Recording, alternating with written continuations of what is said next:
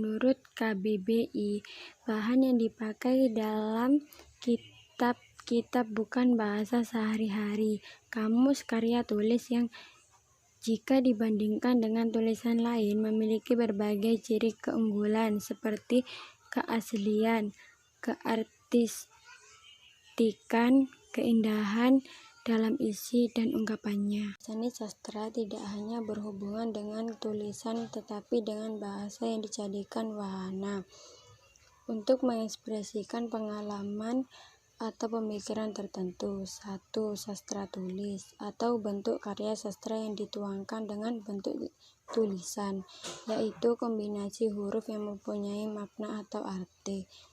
2. Sastra lisan disampaikan dengan bahasa lisan, yaitu dengan dituturkan secara langsung kepada pendengar dengan atau tanpa iringan musik tertentu. Secara lebih luas, sastra dapat diartikan pembicaraan tentang berbagai tulisan yang indah bentuknya dan mulia isinya. Ditilik, bentuk adalah sesuatu yang dapat menyenangkan hati. Isi karya sastra memiliki nilai guna bagi siapa saja yang mampu mengekspresikannya. 1. Perkembangan seni sastra dapat dilihat dari zaman kuno, yaitu zaman sebelum ditemukannya tulisan ketika manusia mengembangkan seni sastra melalui tradisi lisan yang diwariskan dari mulut ke mulut dan disampaikan dari seorang penutur kepada orang lain dalam bentuk cerita atau dongeng.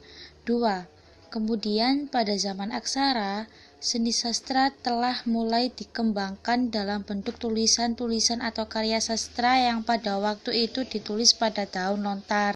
3. Dapat pula kita saksikan tulisan kuno di Museum Bali yang mengisahkan tentang kerajaan-kerajaan di Bali.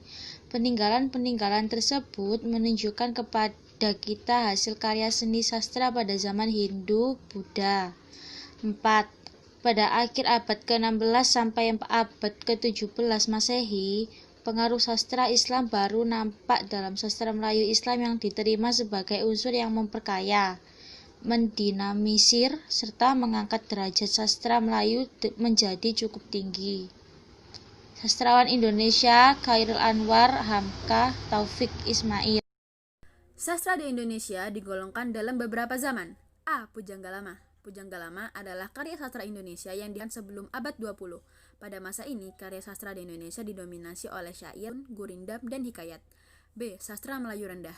Karya sastra di Indonesia yang dihasilkan antara tahun 1870 hingga 1942, yang berkembang di lingkungan masyarakat Cina dan masyarakat Indo-Eropa.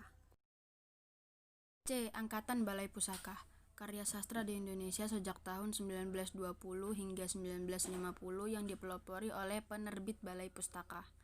D. Pujangga Baru. Muncul sebagai reaksi atas banyaknya sensor yang dilakukan oleh Balai Pustaka terhadap karya sastrawan pada masa tersebut. E. Angkatan 45. Karya sastra angkatan ini diwarnai pengalaman hidup dan gejolak sosial politik budaya. F. Angkatan 50-an. Angkatan 50-an ditandai dengan terbitnya majalah sastra Kisah Asuhan H.B. Jasin. Ciri angkatan ini adalah karya sastra didominasi cerita pendek dan kumpulan puisi. G. Angkatan 50 sampai 60-an. H. Angkatan 66 sampai 70-an. Angkatan ini ditandai dengan terbitnya majalah Sastra Horizon. Karya sastra pada angkatan ini sangat beragam dalam aliran sastra, seperti karya sastra beraliran surrealistik, arus kesadaran, arketip, dan absurd. I. Ditandai dengan banyaknya roman percintaan dan sastrawan wanita yang menonjol pada masa tersebut. J. Sastrawan angkatan 2000 mulai merefleksikan keadaan sosial dan politik yang terjadi pada akhir tahun 90-an seiring dengan jatuhnya Orde Baru. K. Sastra era internet memasuki komunitas sastra di Indonesia.